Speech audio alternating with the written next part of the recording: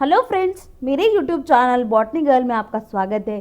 तो चलिए स्टार्ट करते हैं class 6 science chapter 10 motion and measurement of distances question answers. तो वीडियो स्टार्ट करने से पहले अगर आपको मेरी वीडियो अच्छी लगे तो प्लीज़ मेरी वीडियो को लाइक करें, कमेंट करें और मेरे चैनल को सब्सक्राइब करना बिल्कुल ना भूलें and press the bell icon ताकि आपको मेरी सारी न्यू वीडियोज़ की नोटिफिकेशन तुरंत मिलती रहे। तो चलिए स्टार्ट करते हैं। Question number 1 is give 2 example each of the modes of transport used on the land, water and air.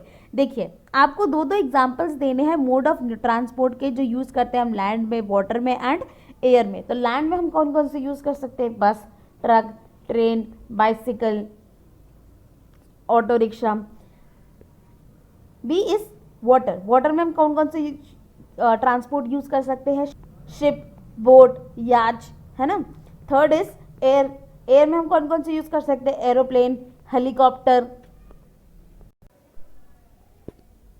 Question number 2 fill in the blanks. Question number 2 में फिल इन द ब्लैंक्स है वो आपको करने हैं। First is 1 metre is equal to dash centimetre. 1 metre में कितने centimetre होते हैं?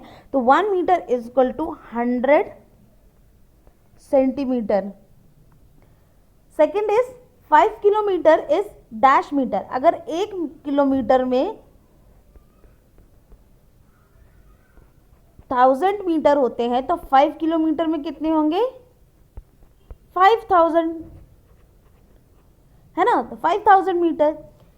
Third is the motion of child on a swing is, जो मोशन है चाइल्ड का जब वो एक झूले में बैठता है तो क्या होता है? पीरियोडिक मोशन होता है। Fourth is motion of needle in a swing machine, जो मोशन है नीडल का किसमें? सिलाई की जो मशीन होती है उसमें जो नीडल का मोशन है वो कैसा है? पीरियोडिक मोशन है।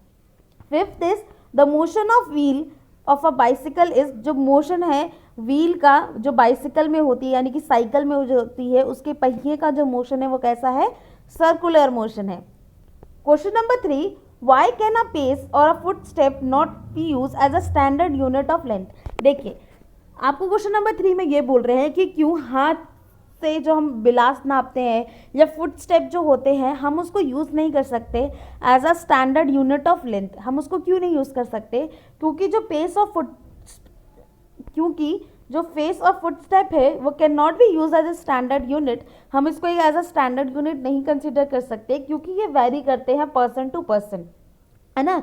एक छोटे बच्चे के फुट स्टेप छोटे हो सकते हैं, एक बड़े आदमी के अडल्ट के फुट स्टेप जो होते हैं वो बड़े हो सकते हैं। इसीलिए हम स्टैंडर्ड यूनिट जो होगी लेंथ की हम उसमें इनको नहीं कंसिडर करेंगे क्योंकि ये पर्सन टू पर्सन वेरी हो सकते हैं। Question number 4 arrange the following length in their increasing magnitude. Question number 4 में आपको ये जो फॉलोइंग लेंथ्स है आपको इसको इंक्रीजिंग ऑर्डर में रखना है।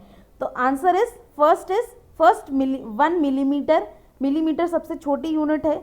सेकंड 1 सेंटीमीटर, फिर उसके बाद metre and then is kilometre, यानी कि सबसे छोटी मिलीमीटर होती है, फिर सेंटीमीटर, फिर मीटर एंड देन उसके बाद किलोमीटर।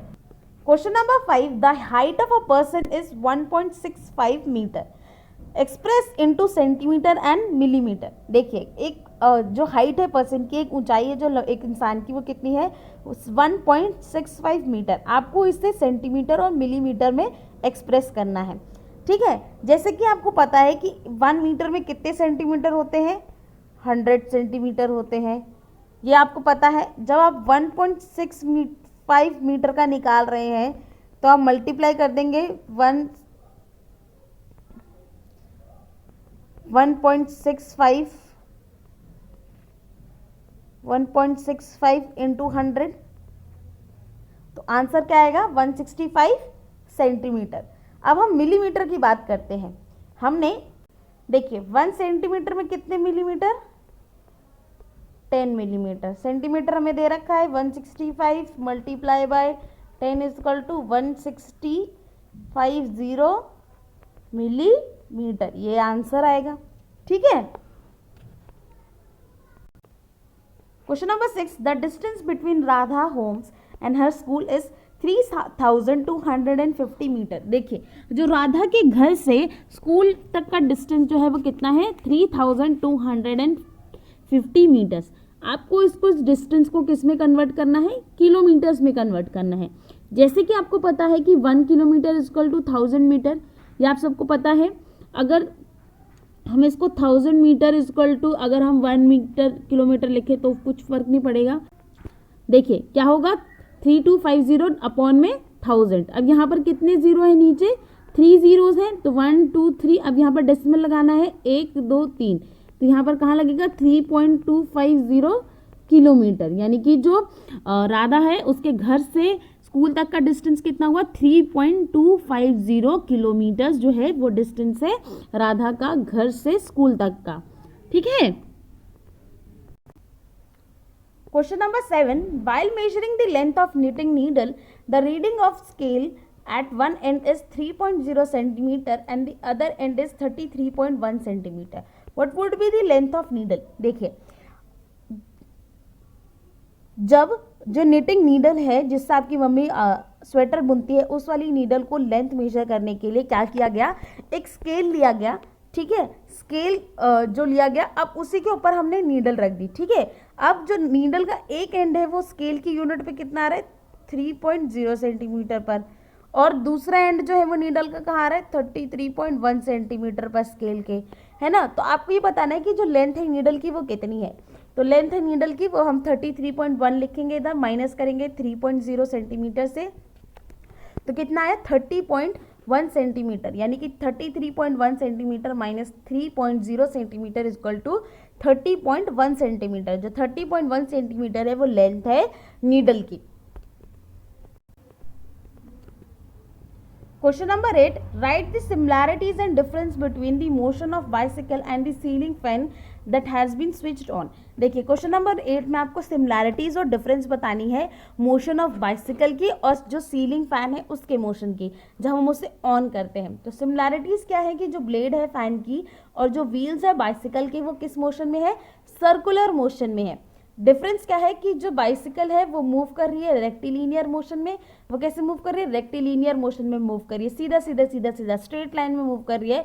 वेयर एज जो फैन है वो किस में मूव कर रहा है, वो सर्कुलर मोशन में मूव कर रहा है ना।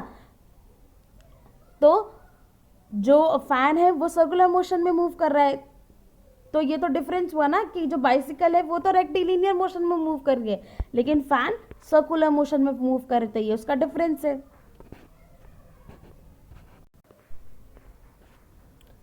Question number 9, why should you not like to use the measuring tape made of an elastic material like rubber to measure a distance? देखिए हमें क्यों जो मेजरिंग टेप है अगर वो इलास्टिक मटेरियल से बनी हुई जैसे कि रबर की, तो हमें वो यूज़ नहीं करनी चाहिए मेजर करने के लिए distance. What would be the some problem, क्या क्या प्रॉब्लम्स होंगी you will meet in telling someone about the distance you measured with such tape.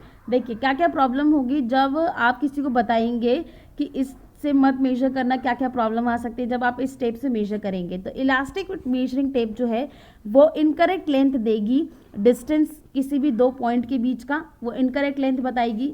Reasons क्या हो सकते हैं कि जो लेंथ होगी प्लास्टिक टेप की वो वेरी कर सकती है और डिपेंड करती है कि आपने उसे कितने फोर्स से उसे स्ट्रेच किया है ना। अगर जितनी ज़्यादा फोर्स से आप उसे स्ट्रेच करेंगे उतना ज़्यादा उसकी लेंथ होती चली जाएगी।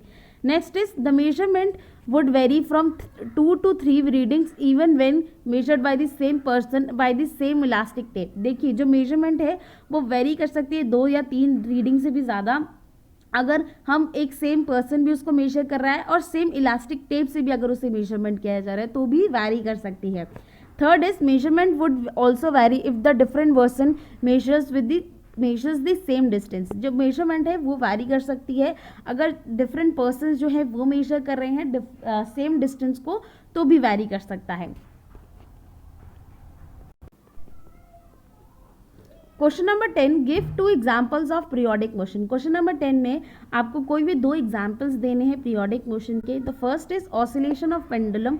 जो पेंडुलम की ऑसिलेशन है उसको हम कह सकते हैं कि एग्जाम्पल है पीरियोडिक मोशन का।